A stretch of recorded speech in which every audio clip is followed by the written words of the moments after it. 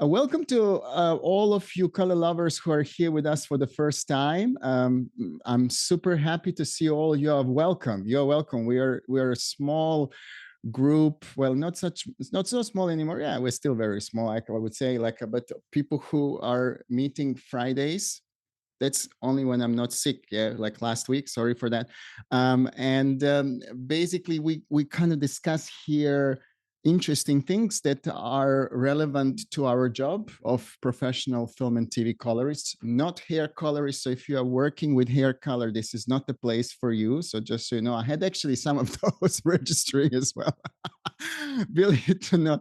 So no, we're actually doing something else. But you probably know I'm just kind of, joking a little bit. Today, I have something really special. And I'm not saying that just, kind of to, this is really big thing. This is really big thing.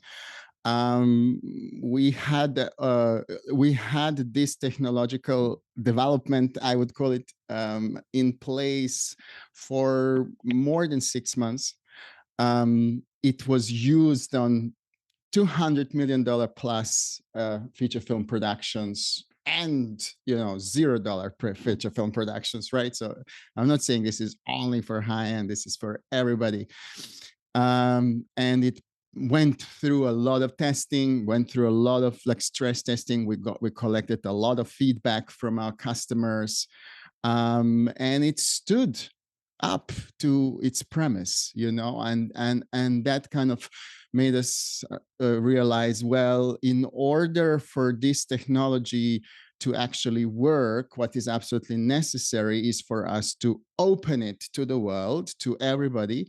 And today I'm proud to announce that JPLog2, the brand new color encoding space by Josh Pines, is going open source. Woo!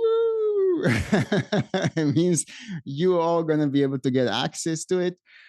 We also have a white paper. So if you are a developer, if you are making your DCTLs, plugins, softwares, whatever it is, you are going to be able to integrate it for free. We already had conversations with all major manufacturers, and they're all supporting us in this effort. So you are watch this space. Basically, all other color correctors are going to be doing it. We're doing work for DaVinci at the moment because they're relatively open with DCTLs. So what we are open sourcing right now is a bunch of DCTLs that will allow you. You'll see how I'm going to use them. And also we're going to be giving you a bunch of lookup tables. And when I finish my presentation, I want to hear a little bit what kind of lookup tables you like. Potentially, we're going to build a little LUT tool, online tool, for you to be able to build that as well. But this is just something open for conversation.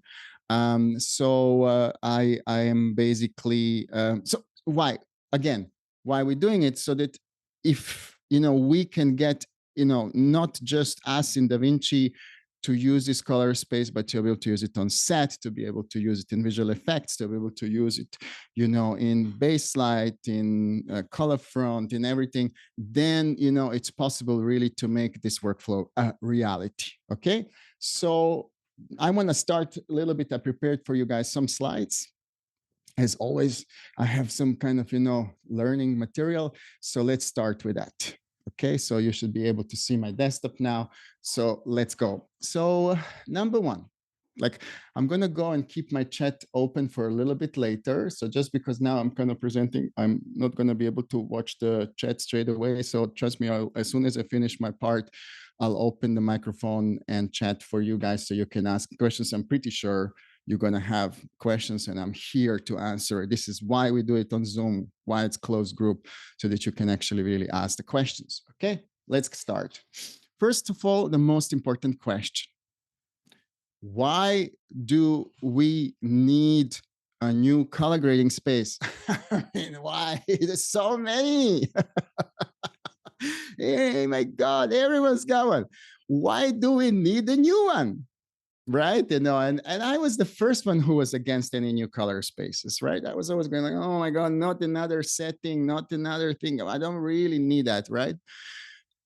But you'll see actually, you know, we live in a very exciting world, you know, where technological changes are happening so quickly that, you know, we just need to be able to keep up with it. Okay.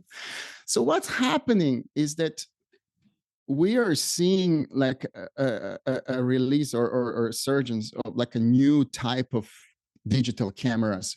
I call them ultra HDR cameras, ultra UHDR cameras, right? So basically, what it is manufacturers are optimizing their sensors so that they are just increasing dynamic range of sensors, right? So basically, so have a look. So you know, originally ARRI LogC, and I remember when it came out, you know, like because it was compared back then, you know, to Cineon Log a lot, right? It had 8.25 stops above mid-gray. Okay, very important thing for you now, okay? I am measuring stops of dynamic range above mid-gray, so I'm not taking into account anything that happens below mid-gray. And there is a very practical reason for that. This below mid-gray is a little bit of a gray territory. Why? Because, you know, some manufacturer, where is a noise level that you say this is too noisy and it's not acceptable? Like, it's very hard. It's there, you know, we can discuss about it. So we don't necessarily want to go there. You can kind of roughly say, okay, there is like 6 stops below mid-gray, like that for every camera, right? So what we do is we say, okay, you know, let's measure just above mid-gray because that's really like what we know, you know, what we can measure without any issues, right? So 825 was ARRI LogC, right? ACES CCT comes and says, no, we're going to do a little more. Let's do 1025. And everything is working fine. We didn't need a new color space. We didn't, right? Why would we need it? And even today, like, you know, by the way, JPLog2 originally was part of some sort of research group as part of ACES development. And then it was suggested by Josh to the ACES development group, hey, this could be a possibility. This could be a possible improvement to it. And it was refused because it turned out that, you know, it would complicate things. And also many, you know, people who were part of that group said, oh, we don't need it because, you know, color grading systems are all float and something, but we're going to see that whether we need it or not. Let's see. So ARRI LogC comes out and says, we have a new camera and it's all about the highlight detail.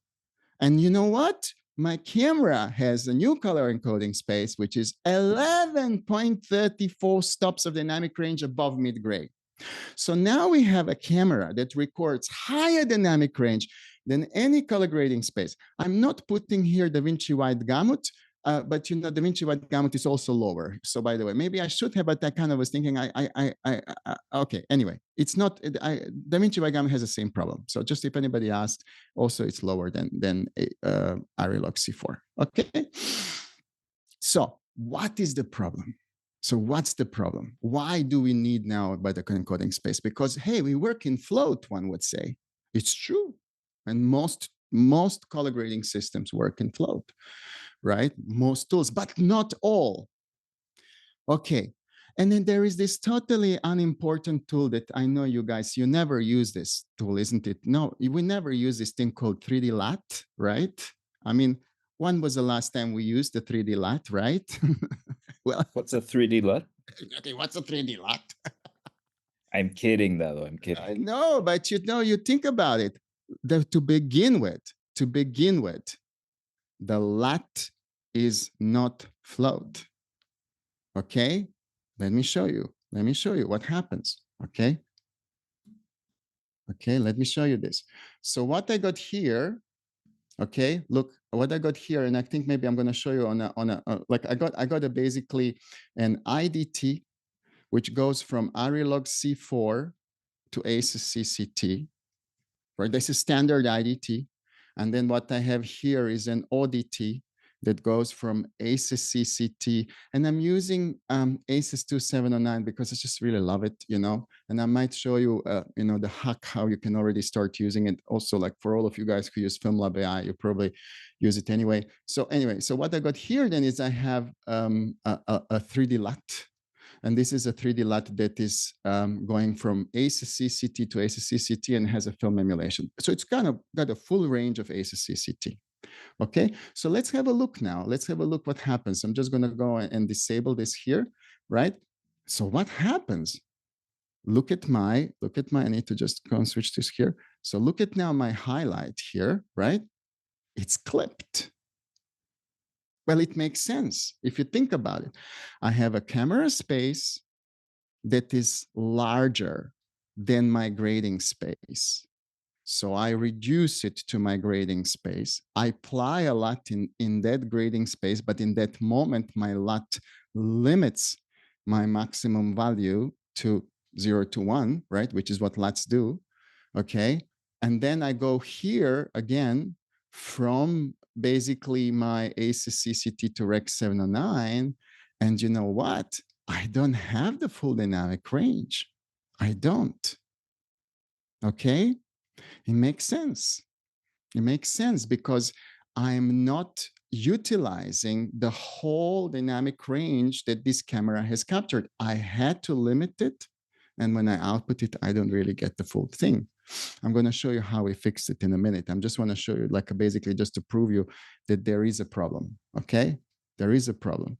And this is not the only tool that doesn't work in full flow. The problem as well is this, is that DaVinci is because it's a little bit complicated, what color science, what this, what that, you know, what tools, it's very hard for them, you know, to kind of tell you, oh, by the way, we're not in float anymore. So for example, color warper is not full float. Printer lights are 12-bit integer, and it's good so. They should be in 12-bit. I mean, I'm not saying, oh, change them to be float. Please don't, right? Leave them, right? All custom curves and hue versus, you know, hue, saturation, whatever curves, they all operate in a kind of defined color space, right? So they don't go above 1. They don't go above 1, right? Some Resolve effects plugins and, you know, all effects plugins are also 0 to 1. Many actually. So the moment you apply any of the plugins, you know, you kind of are limiting yourself. HDR wheels in SDR mode are also not full flow. They can't be, if you think about it. They have to reduce the dynamic range. So that's their job, right? And then saturation and luminance mix in primary, because it's using the, you know, the conversion, you know, between luminance and saturation is also in 12-bit integer. So these are all the tools that if you use them, you are potentially, I'm saying potentially, I'm not saying that every shot, you know, maybe you don't have that highlight detail that goes above your maximum grading space of ACC-CT. So maybe you won't ever damage your image, but maybe you do. Maybe you do that have highlight. And at the end of the day, why did we choose this camera? So we have that highlight detail. And then what? I'm going to grade and throw it away just because my tool, you know, is not telling me that I'm throwing it away. Well, I don't know. It's a problem. If you're asking me, that's a problem, right? Okay. The problem number 2. So ARRI said to us, okay, yes, we hear you. You have a problem, but that's why we have ARRI LogC4. Like, why don't you just grade in ARRI LogC4? And I said, sure, we are. Oh, there is a small detail, ARRI, you know, I understand what you did is wonderful at color encoding space. They simplified it a little bit so the math is easier, right? It's really nicely done. I mean, I must say, like, you know, what Harold and his team did in C4 is just amazing. And especially reveal part, you know, the part where they tonally map to 709 is gorgeous. It's absolutely gorgeous. It's probably the best tonal mapper we've seen, you know, in a history, right? You know, competing with ACES 2, right? So, but they had to put the mid-grade down to 285, okay? Down to 285. So what we used to do in Cineon encoding was 400, ARRI LogC3 was 400, ACC-CT was 425, you know, in 10-bit, right? So, oh my God, you know, so like the tools behaved really correctly, right? So we were like, okay, now we are at 285. So what is the problem? Well, the problem is my primary, which is this tool that you guys never use, isn't it? Who uses primary color correction? I mean, come on, you know, what's color grading? Primary, oh yeah, sorry. It's the most important tool. It doesn't behave the right way anymore, right? It doesn't. Okay, exposure doesn't work. Doesn't work because, you know, we don't really assign the same amount of code value per stop. So if I change offset, right, it's not behaving like exposure.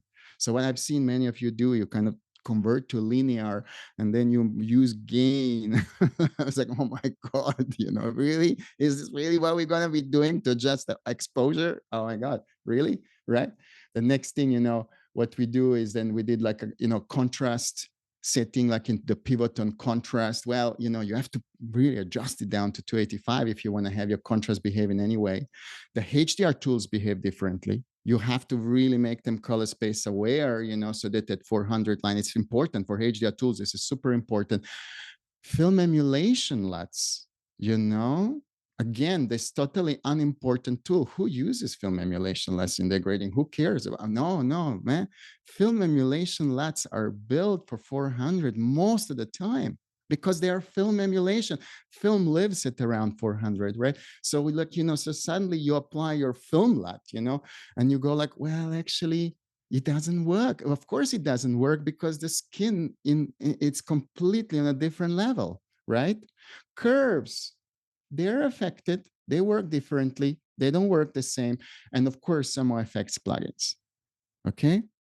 All right. I want to show you this very quickly, just so that you guys can see like really what it means, you know, how that works. Okay, so let me show you. So what I got here, look, so is a basically an adjustment I made. Oh, let me actually show you first here. Let me show you this. So this is what I'm doing now. Here is this. Look, so I have a ARRI LogC4. So I'm just going now here, right, in my settings. Okay, 1 second. Why is my thing going here? Excellent. So I'm going ARRI LogC4, no changes. All right. This is ARRI LogC4 encoded signal.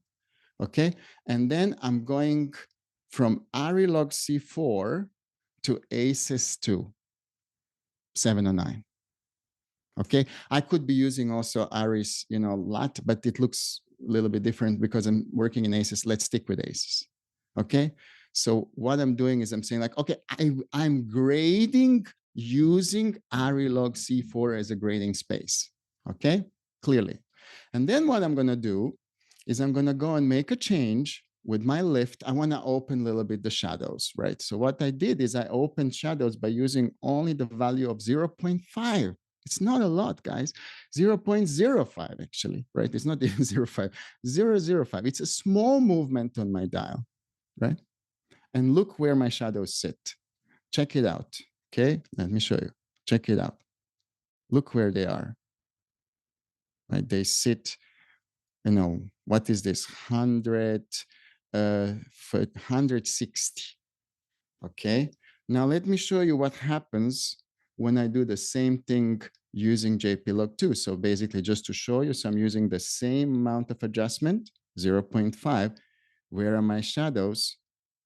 Oh, exactly where I want them, like it's down, it's 70, 80, you know? So now I have a little bit control with my shadows. I don't move my dial for a little bit and my shadows just go like, wow, whack up. No, I have a control.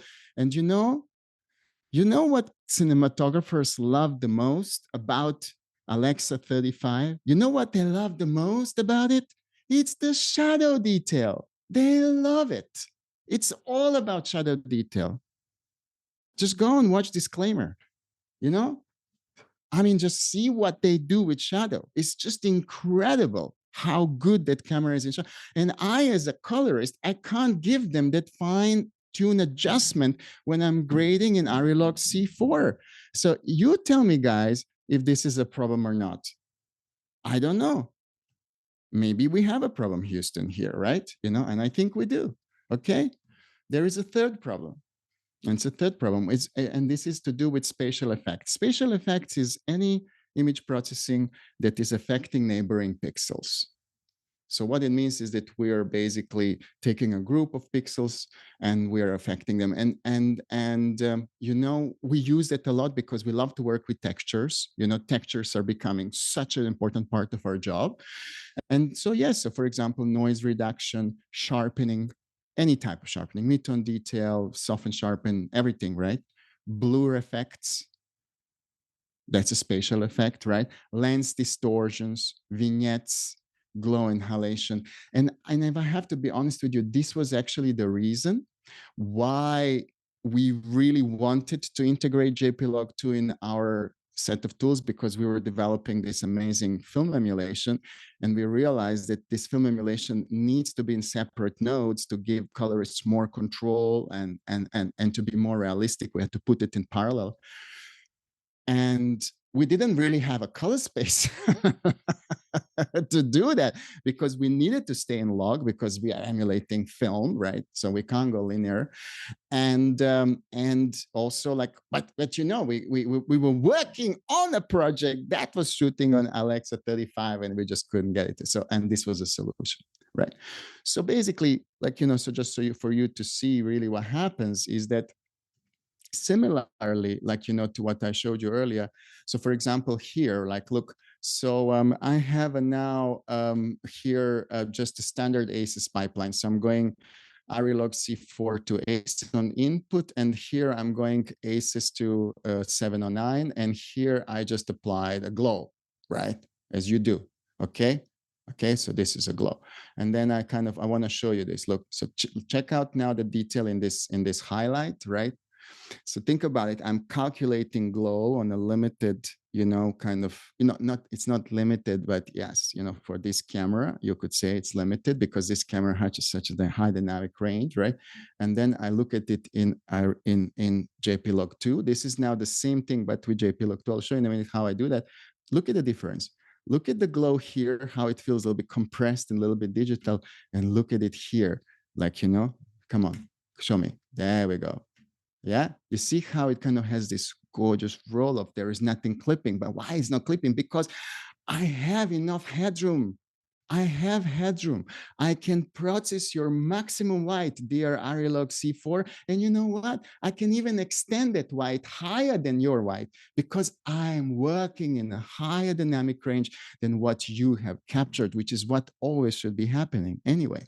And I'm processing this in log, by the way.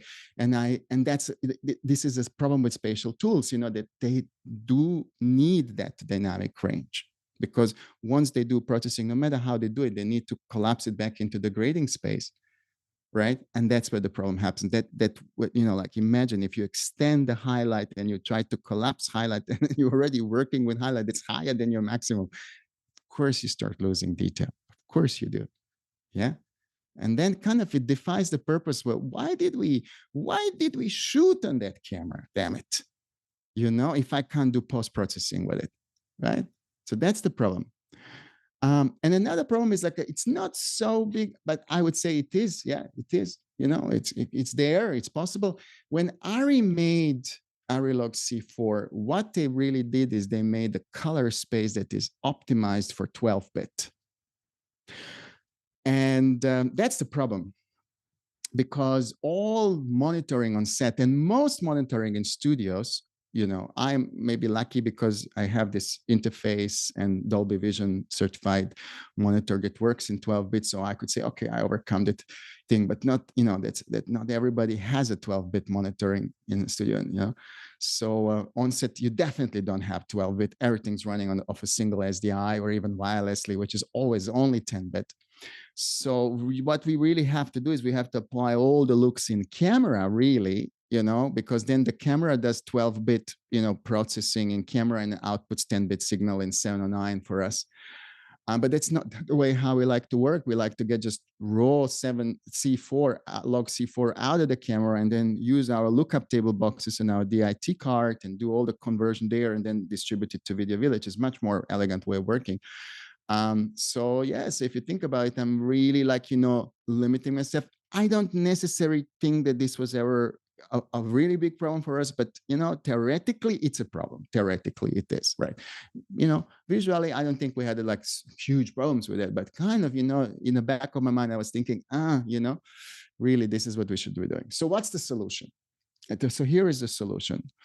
And this is basically advantage if you have a, you know, if you're a color scientist who spent 20 something years, you know, working for, you know, the most important DI company in the history of DI, probably, and working with colorists. And this is very, very unique position where Josh Pines is.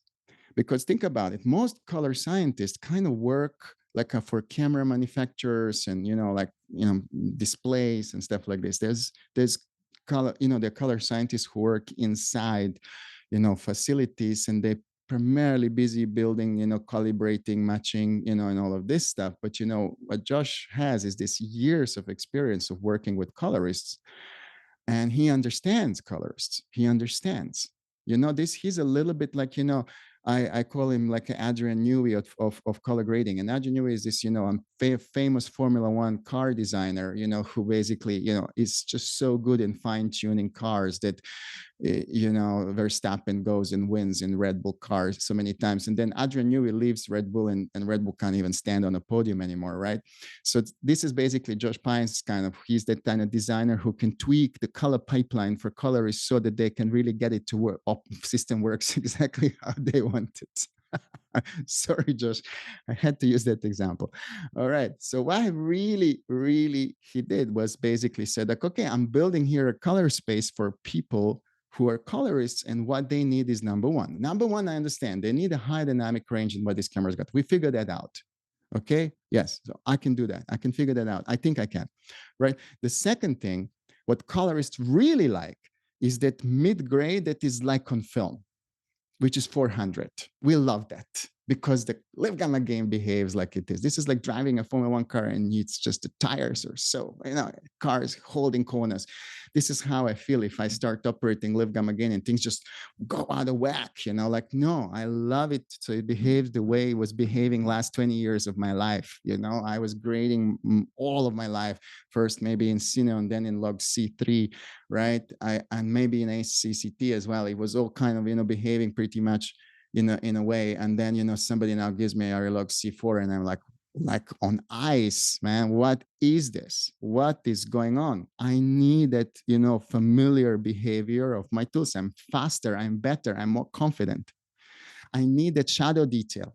I need that shadow detail because we grade shadows now more than anything else, right? It's incredible how much detail how much attention cinematographers pay to shadow. And my controls don't allow me to do that. It's a terrible situation to be in, right? Okay, another thing, we want to have a true exposure and offset. I really don't have time, nor I want to do this, that I have to go to a node, convert the node to linear, just to kind of move with this gain. First of all, this is such a limiting, grading in linear is so limiting. It's like, all I can do is gain, to be honest with you. There's nothing else I can do on that node. And, like I always worry when I go linear and linear, what's going to happen in tonal mapper when I go to linear back from linear, right? These things are like, I have another really conversion that I have to worry about, right? Can I please have an offset like I always did? Like, because this is an extra kind of wheel or this is my printer lights, like that. And like if I was for 20 years it was working absolutely fine. There was never a problem with me using offset for exposure. Why do I have to now use gain and linear? Just, please, can we please have it working? Okay, this is another thing. You will see how he did. And then another thing was this. It needs to integrate seamlessly in our workflows. If I have to go through the hoops, up, down, this, that, and just to make it work, I'm not going to use it. I don't want to use it. But if it's a 1 click or 2 clicks, that's enough for me. That's enough effort that I can sustain in order to be able to accept it. Okay, so these are all the kind of the premises and things we said we need to do in order for this to be a success. So what we did. Okay, so Josh came up with an encoding that is giving us, check this out, 12.46 stops of dynamic range above mid-gray. This is more than 1 stop than what you get in LogC4. This is more than 2 stops above CCT, and this is more than 4 stops above ARRI LogC3. So now we have log that is bigger than any camera out there. Okay, fantastic. So all these problems, am I working in float? If my tool is in float, not in float, I don't worry anymore. I don't, because I'm grading and coding in space that has all the detail. So you know what? I don't have to worry. Should I use curves? Oh, I don't have to worry. Should I use a LUT? Well, of course, I'm going to use a LUT, by the way. I love it, right? I don't have to worry if I'm going to use hue versus hue or saturation, whatever, spider tool. I don't. I can use anything the way I want it. Nothing is ever going to clip because I have the dynamic range. Hey, by the way, and my glows, my grain emulations, my I don't know, texture tools, frequency tools, sharpening, blurring is looking absolutely beautiful because there is never ever any highlight detail that suffers because there is not enough dynamic range in my encoding or something is getting clipped. Wonderful, right? Oh, look at this. So Josh didn't just go and give us more dynamic range, but he said, no, guys, I understand you. I locked the mid-grade to 400. By the way, when you grade in JPLog2, and you guys are going to experience it now, there is no difference as if you would be grading in ACCCT or LogC. Okay, more like LogC3. I really feel that for me, the behavior of grading tools is exactly like LogC3. I don't have absolutely like a feeling that anything has changed because the mid-grade is exactly at the same level. Everything's working. All these tools are working. HDR tools are working. Everything's working absolutely fine, right? Okay, and this is another really important thing. The math, which we are now publishing, you can download a white paper that gives you exact math to how this color space is working. You can integrate it into your own tools. We opened up the DCTL so you can see exactly how it's working. Everything's completely out there. The math is very interestingly simple.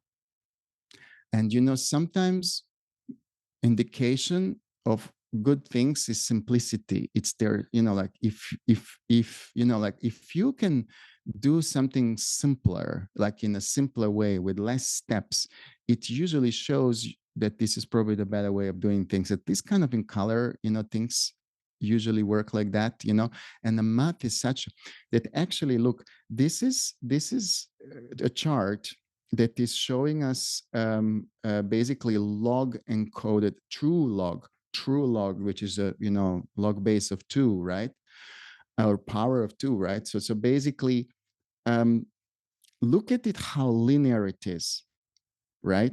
So it's complete. There is no tweaking. There is no some odd changes in kind of how it. No, it is true log, and what that means is that it assigns exactly 50 code values per stop, and that means that your offset is working mathematically 100% like exposure should be working. So there is no need to go linear anymore. Your offset is really going to behave exactly like that. And that's a huge advantage. All right, that's a huge advantage. Let me see. Okay, no, there's something else. All right, so now let me show you a couple of things now, just practically, so you can see basically how you're going to work. Okay, so this is how you work. So you're going to get a little zip file you're going to download from our website. When I finish the stream, to all of you who have registered, you're going to get a link, and you will be able to download it first, and then I'm going to go and make it public, and everybody else is going to be able to get it as well. All right, so here's how it works. Look, so you get 4 DCTLs, right? So they are I have put like a little CL in front of it because of the naming convention. They are like get a little bit up and down. So basically it says ACES 2065. This is linear to JPLog2.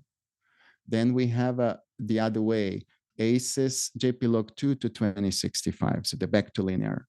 And these two DCTLs do both. They do color space conversion and log to linear conversion. Oh, I didn't say that. It's very important detail for all of you guys. Okay, JPLog2 is using AP1 as its color space.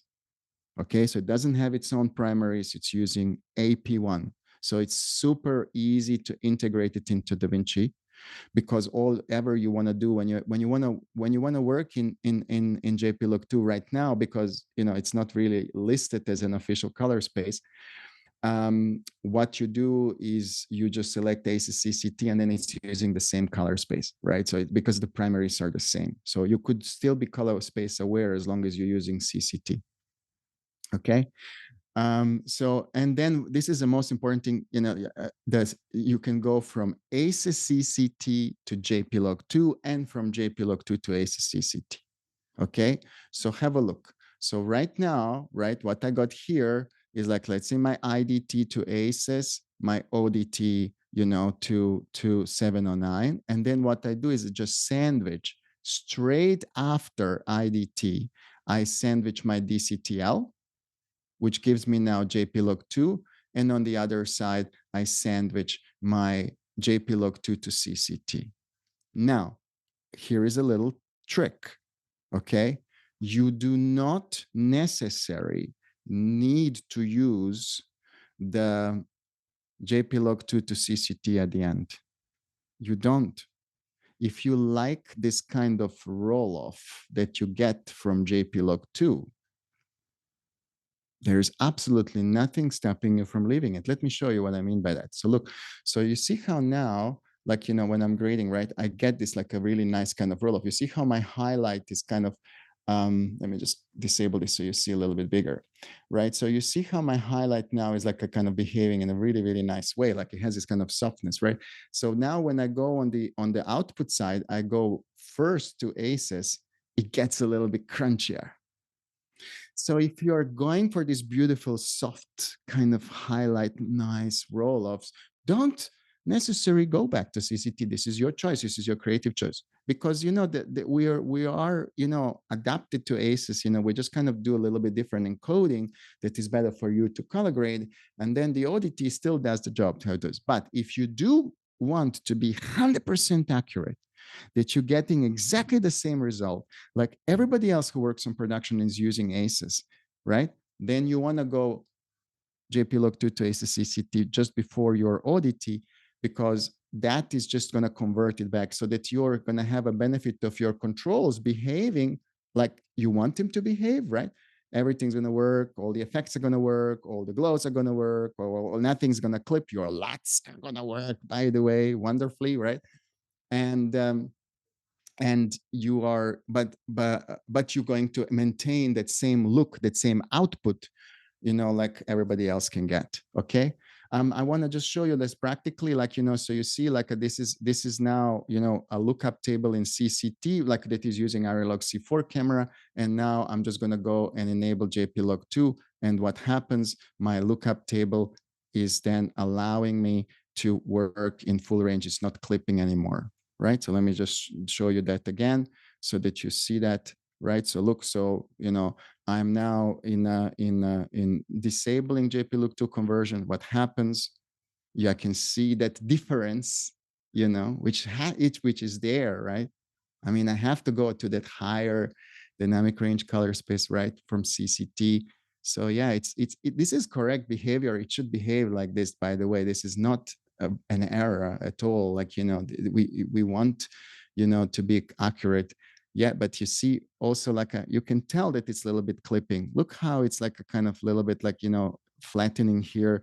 But when I enable JPLog2 encoding, I have this gorgeous roll off there, nothing's clipping, and I'm working in ACCCT. Wonderful. Win-win if you're asking me, right? If you ask me, it's win-win. Again, the same thing is when I'm working here. So like I have this, change with this is just like a lift control of 0.5, right? So you see, pay attention now. Maybe I'm going to open this for you because it's more interesting when you see the scopes, right? So basically what I'm going to do now is I'm going to say, okay, look, this is my just a ARRI LogC4 workflow. And you see how my shadows are, heavily lifting.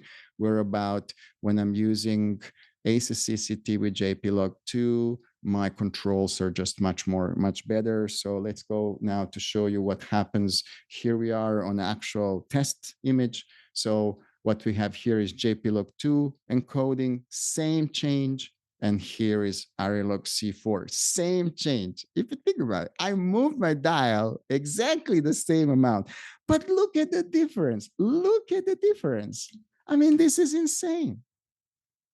And I knew that there was something when I first started grading C4. I was like, why is this being such a now? Oh God, I understand. Here is again the situation with glow. Okay, so if I work in glow, so basically you can tell, look, see, this is a CCT glow, this is JPLog2 glow, CCT glow, JPLog2 glow. It just allows it, that highlight, to breathe, to look more, organic, is like, thank you. I love that. That's, and it's the same glow if you think about it. same, it's a built-in glow.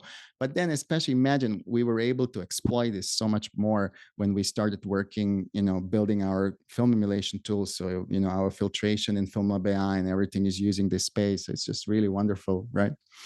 And then again, I wanted to show you the benefit of working, having the 50, code values, right? So what I got here, let me just disable this now here, right? So what I got here is just my mid-gray, right? So this is my mid-gray, and I parked it at around 400. Okay, and then I'm just gonna use my offset, okay, and I'm gonna go and put it for 50 code values up. So I'm gonna put it at around 450, a little bit like this. Okay, this is now 450, and then what I get is exactly one stop change, and I can confirm that at Lachman zones. So that 50 code values is all gonna be a stop, basically, so, and things will just always behave like that. So basically you see my ad Lachman zones are measuring exactly the same. All right, so this is kind of a ballpark overview. I think what I can't show you here is how it feels, and I think that's the most and biggest advantage of this tool, is how it feels, how it works. And I can't wait to see what amazing looks you guys are going to be doing with it. And I want to just now open to questions and answers. Maurice, please go ahead. Is it possible to have JPLog in Pomfort products? Maurice, yes, it is going to be possible to have it in Pomfort products. What we're going to be able to do for you, Maurice, is we're going to be able to give you a 3D LUTs as well that you can integrate. So you make a custom pipeline that you basically say, oh, I use a 3D LUT here, and that, and we are working with Pomfort so that Pomfort integrated as an option. So they will give you this completely as an option. Like you will be able to say, oh, JPLog2 as a selection.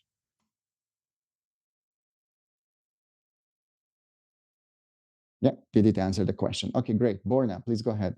All right, sorry about that. So thank you first. And then so I was reading this conversation on Lovestream again about like JPLog2, and someone had said that the more of the normal scene contrast you encode between 0 to 1, that makes legacy tools misbehave.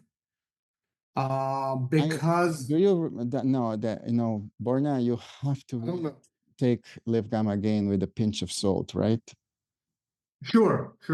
Yeah, definitely.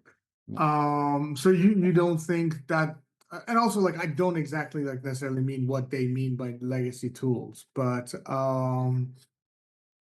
so what's happening here is we actually making legacy tools work correctly. And probably somebody commented and they didn't even have access to JPLog2. Do you understand? JPLog2 was open only to FilmLab AI users. So someone's basically theoreticizing, and there's always going to be people who are trying to say something smart about, there's always going to be, but probably they haven't even tried it. They haven't even used it. They haven't even seen the way how it behaves, right? They haven't even seen what happens with your legacy. From the conversation, it was obvious that they're just like speaking in theoretical terms. Correct. And they probably. So you don't think that will be and also like still like I don't know what legacy tools are. Like what do we mean by legacy tools? But good. I'm glad you don't. So don't look, I think it's important also where you get your information from, right? And, you know, ever since LiveGam again got hijacked by that lunatic psychopath guy, you know, who sells calibration software, you know, most smart people that know anything about color science or color have been out of it. You know, nobody really wants to, you know, even write something, because there's always like somebody trying to outsmart you and put links to their product, like use that as a marketing tool. So, right, really like the quality of that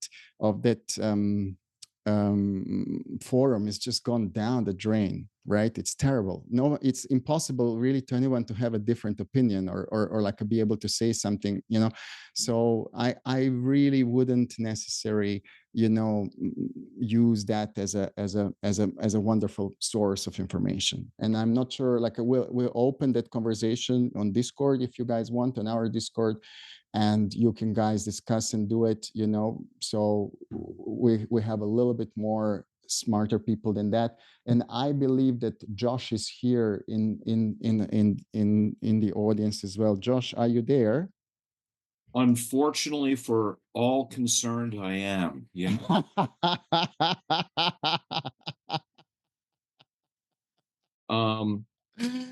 Concerning the last question, I think I believe as Dado pointed out earlier, that it was the lower placement of mid-gray that had a larger effect on seeming to break legacy grading tools, rather than the larger number of steps per stop. But that's been my experience anyway, that as mid-gray got pushed, got pushed lower and lower and lower, our standard onset CDL workflow was more difficult, and primaries, as Dado pointed out.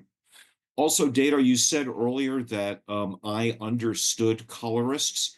I have never understood colorists. They are a species unto themselves, and I find them all baffling. Well, trust me, you did understand them better than they do, probably themselves. You know, I don't think even colorists can understand themselves, right? But no, very good, Josh. Very good.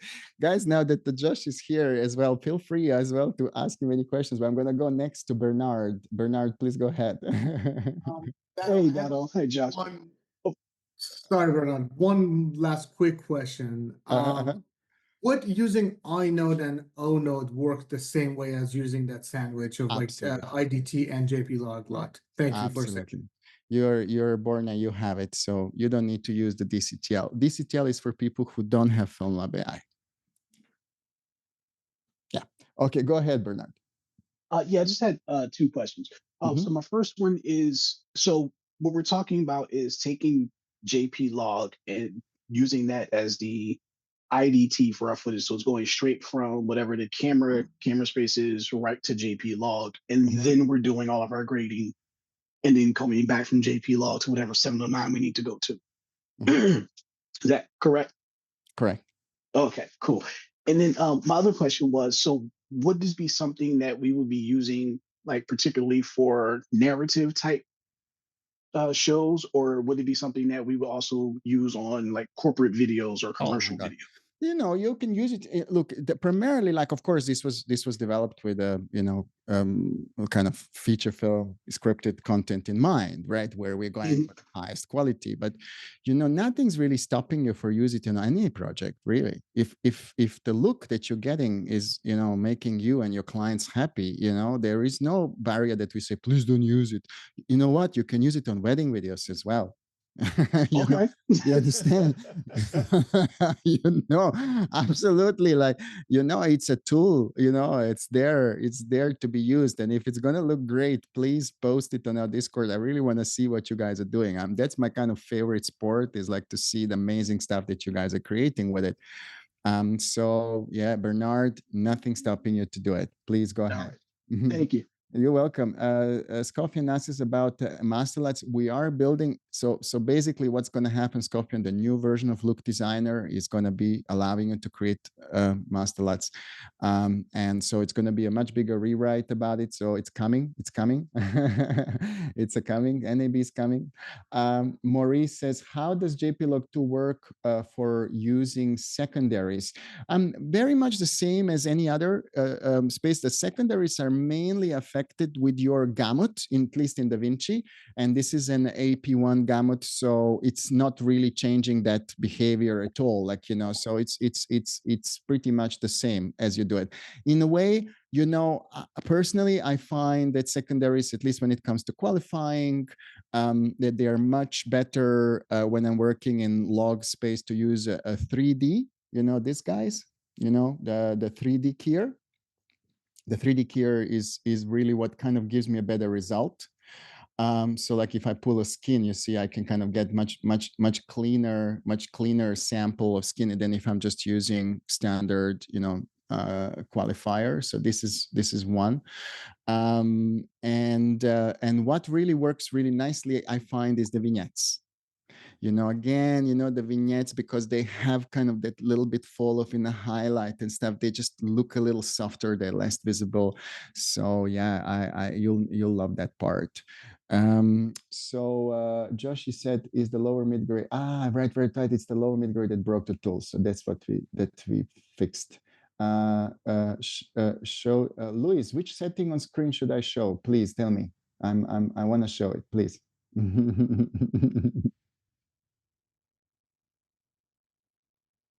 My overall project settings. Oh yeah, so my overall project settings are so boring, you know. So I'm basically using DaVinci YRGB. I haven't even changed this timeline color space because I'm not really using any tools that need this metadata. But for you guys, I'm going to show you what would be a good one. It's going to be ACES CCT, and instead of the 709C, I'm going to do 2.4, right? So yeah, so now I'm in a correct setting. So let me show you this. So basically, you are never color managing using DaVinci color manage tools because you want to have a freedom to put stuff in front of IDT and stuff like that. And you're using this color management settings simply for purposes of giving DaVinci Resolve the right metadata for the tools that are, you know, using it. But this is not affecting your image processing pipeline. So just so you know, anything you change here never affects your image processing pipeline. It's only there to help you with great. Lorenzo, we're going to publish the recording from NAB from Josh. I think this is going to be great. Jesse said, is using the ACES sandwich preferable to say log C? Jesse, yes. I mean, look, you know, if you're working, Jesse, with camera, that doesn't necessarily, you know, have such a high dynamic range and you feel like, nah, I don't want to complicate. It's okay. It's not a problem. But if you're using ARRI LogC4, like any 35 camera, right, or any camera that records in the color space, you should use it. I'm not saying you must have, but that's a clear advantage. But here is a very interesting, like a very theoretical kind of, you know, question for you, Jesse.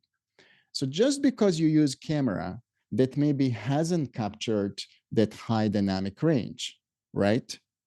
Does it mean that you should be limiting it?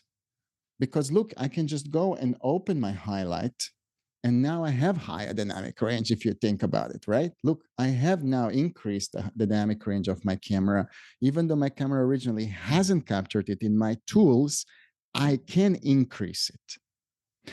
So let me ask you, do you think it's really beneficial to you as a colorist that you can lift the highlight and then allow that highlight to roll off beautifully using the same tonal mapping like ARRI is using, right? Even though you shot things on an iPhone. I don't know. Sure. Yeah. That definitely sounds beneficial. Exactly. So that's the answer to your question. Should I sandwich it? Well, you know, I'm going to have a little bit more juice in the highlight. I think I should then, you know? So that's But when you say we'd have more juice in the highlight using JPLog2 to ACES to JPLog2 then back out versus yeah, let me show you. ARRI LogC. Yeah, let me show you. It's really interesting. Look, Look, if I now just disable the conversion back, like to ACES CCT, what happens? Look, I can show you this here. Is a little bit easier to see. So have a look. So my curve gets, okay, let me show you so you can see this. Look at this effect. Okay, so I have, this is now going to CCT, and then I'm using the standard ODTs, right? Now watch this now. I disable going to CCT. So I'm staying, so I'm going JPLog2 directly to ODT. Watch what happens with my curve. Ah, look at it. Look, right? It is much like nicer and softer roll off. So how does that look on my image? Let's see that, have a look. So look, this is with, sorry, this is with JPLog. This is with JPLog2, come on, conversion. And this is pure JPLog2. Look at it. This is more the aesthetic that we see more and more, and again, I invite you to watch Disclaimer on Apple TV, and we're studying that movie at the moment at our master's program. I invite you to really look at, those scenes that are shot in London, not necessarily the retro, the stuff that happened in the past in Italy, but, everything that's happening in London. Absolutely unbelievable, right? You just don't believe your eyes that there is that there is this, silkiness and softness in it. And this is what happens when Manuel Lubetsky takes ARRI 35 and then obsesses with lighting set absolutely perfectly, and then passes it onto Peter Doyle, right? And what they created there is a masterpiece, if you're asking me, right? I actually think that show doesn't get enough recognition for how good it looks, but we've seen that trend happening. The cinematographers were excited about shadow detail in these new cameras, lighting with softer lights, more shadow detail, and then boom, 35 comes out, and they're like, oh my God, now it's all happening. And I think Josh might have worked on Disclosure. I'm not sure. Josh, have you been involved in that project? Disclaimer? If I did, I couldn't tell you. Okay, then I know you did. Okay, good. Yeah, it doesn't look lit. But this is exactly what they used to say to Roger Deakins back in the day. Like all the movies that Roger Deakins was shooting first, people were saying, oh, it looks like a documentary, right? But he was lighting it. It's just you don't see it. And that's the whole idea.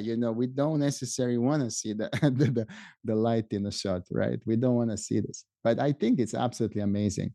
Shafi says, in professional color grading workflows, how does CST, color space transform, compare to CCT, and what scenarios would one prefer over the other? Oh, very good. So look, like at the CCT has one, little, it's not, I wouldn't say an issue, right? But let's call it a problem, right? Let me just go and make another version for you so that you can see what I mean by that. When I'm doing conversions that have anything to do with ACES, right? The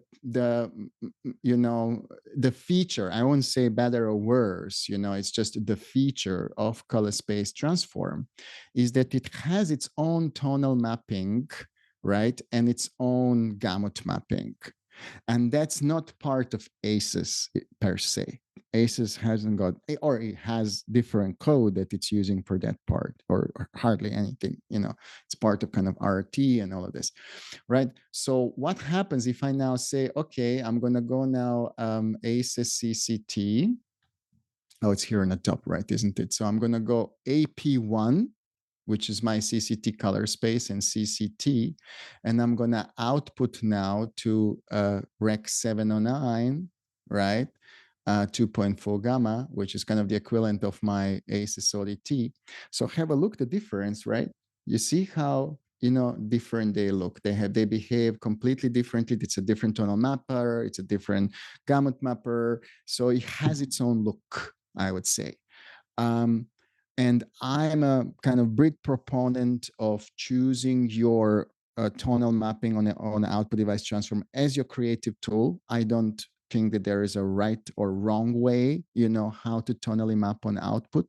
I think, if actually I really start the look design by choosing the ODT first, before I even go into like thinking what's going to be the LUT, this and that, I first choose a good ODT, because it just saves me tons of corrections and moves on the long term, because I get out of the box a really good signal. So the answer to you is yes. If you're really getting a good signal out of it, please feel free to use it.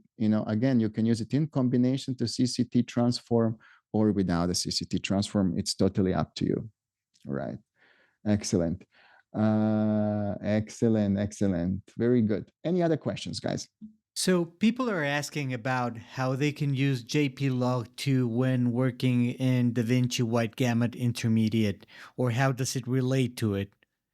Ideally, what we would want to give you is a DCTL that's going to do that, because that way we know that we are in full float. And we don't have the DCTL, but maybe if you guys are loving that color space, we make a DCTL for you as well. So right now, with these DCTLs, it's mainly ACES workflow we were thinking of, but maybe what we do is we'll make a couple of DCTLs for DaVinci Wide Gamut as well. Shouldn't be a big deal.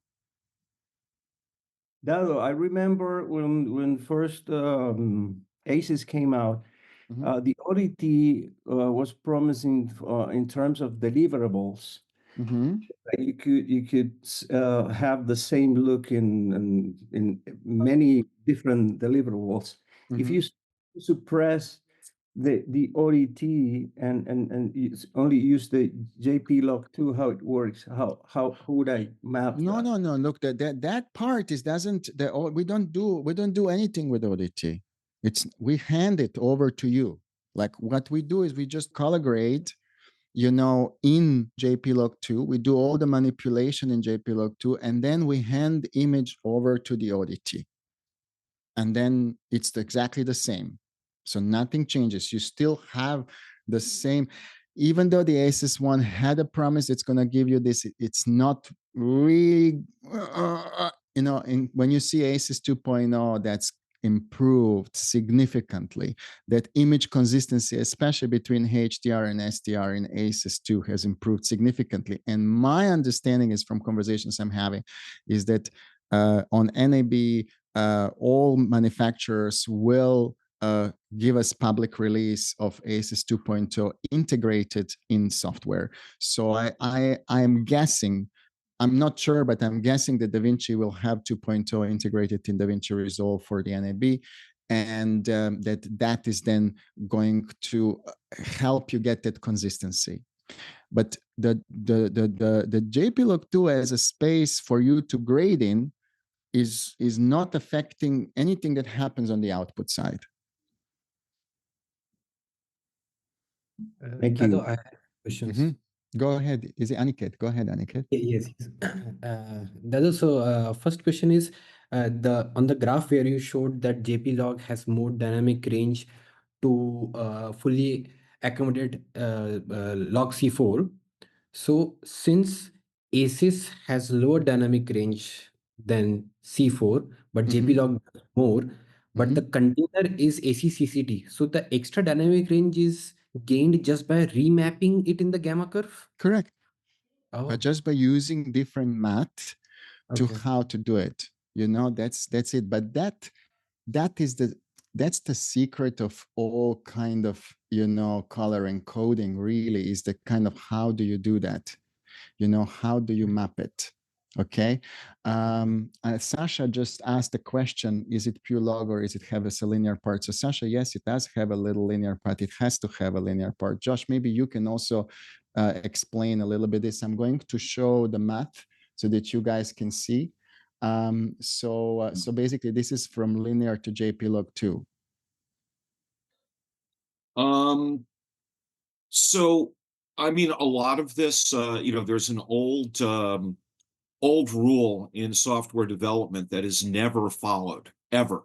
It was proposed by a gentleman named Frederick Brooks in a book called The Mythical Man Month. And that tenet is the way you do software projects is you do it once all the way through, then you throw that away, and then do it a second time and do it right. So, because you don't really, and so early on with ASUS log encoding, the first thing we wrote was a pure log encoding, pure log all the way, no linear toe. And I thought that was great. And so, but then there were a lot of issues with that. People were used to dealing with, that the noise floor of the cameras seemed to get amplified. So we had to go back and add a linear toe portion at the bottom, and that has held through. So for this new log encoding, which was done initially under the umbrella of an ASUS log initiative, that decision was it was held that we would still have a linear portion at the bottom. So I don't want to contradict earlier things that Dado said, but above that breakpoint to linear, it is pure log. So therefore, offsets in the space do correlate to exposure changes, but below that breakpoint in the linear portion, it's the same thing. It's like a toe in a film response. So this is 00680 is the breakpoint linear, isn't it? Certainly looks like I named it that. Yeah. So this is it. So this is where it breaks. And here is some comparison for you. So the 0 is in JPLog is a minus 0.87. Why is it minus, Josh? This is a religious conversation. Camera manufacturers insist that when you shoot with their camera and you put a lens cap on, that the resulting value is linear 0. Mm-hmm. It isn't, because there's a noise floor. It really is something like 10 stops middle grade, but they insist that every camera vendor insists that their camera captures 0. Okay, so we have to do that. We have to be able to go down to 0, and then because of the noise floor, the camera vendors put in their own log encodings, they always put linear 0 around a log code value, 10-bit code value of like 90. And then stuff can go below that a little bit. So we have to be able to preserve the noise, because noise goes up and down. Noise goes up and down around the mean thing. So since they're saying that their lens capped camera is 0, the noise will actually go a little bit below that. So that is why all of these encodings with a linear portion at the bottom go slightly below 0. By the way, there'll be a short quiz on this at the end of the webinar, so I hope you've all been taking notes. Yes. Okay, so basically this is what happens. So our 0 is 92, which is pretty much in line what camera manufacturers want. The mid gray, which is 18% gray, right, is 0.18 in linear, is 401 roughly. The linear 1 is 525, and get this, the maximum value 1023 is almost 1,995. So basically this is how far linear up we have to go to actually get this portion. This graph here shows you that linear part that Josh is talking about. So this is where it breaks, right? It breaks at this moment. This is the breakpoint 0.680. And then you see the curve starts going linear after that. So that is to answer a question from Sasha as well. Yeah. Then I had a question from Shafi. Shafi says, how does this affect Dolby Vision? So Shafi, look, Dolby Vision takes your PQ encoded signal into trim for SDR, right? Using their transforms, their tools, their metadata. So what we do is we are in front of all of that. So JPLog2 is going to do all the grading for you, and then you're going to hand it over to whatever ODT transform you're going to use to go into PQ first, and then the Dolby Vision takes from there. So Dolby Vision does not access your signal on the grading, in the grading space. It accesses the output, which is in the PQ. So just so you understand that process. Yeah, exactly. You know, but that's a very good question. I think we're definitely, you know, should cover this next time. Is ODT JP 7525 outcome of development of JPLog2? No, it's not. This is one of the from the Josh Pines's special throw. That was his gift to you. Josh, can you maybe explain to them what was 7525? I'm going to make something up because that's what us color scientists do when we haven't the slightest idea of what we did a year or two ago. No,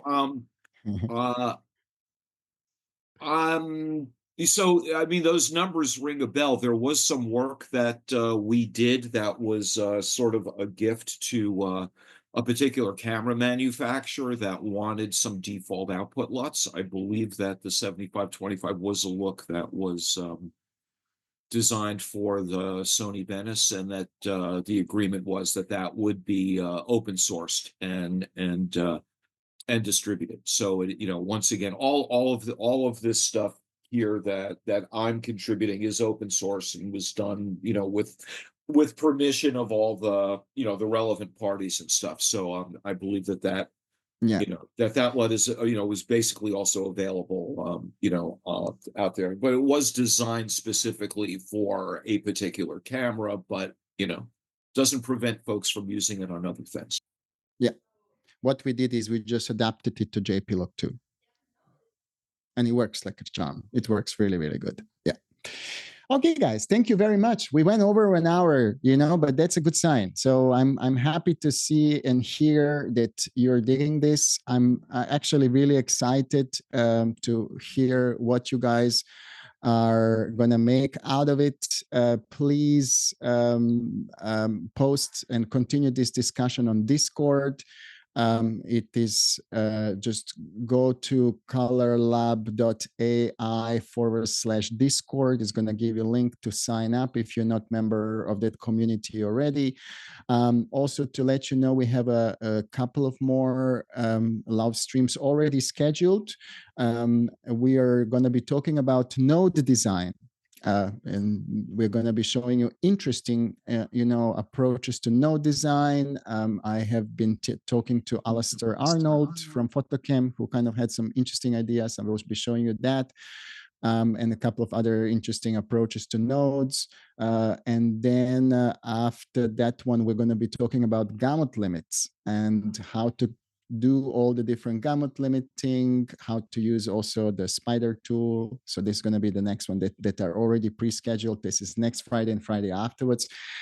Thank you so much for being part of this wonderful community. Thank you for joining, and I'm looking forward to seeing you all next week. Thank you, Luis, for helping as always.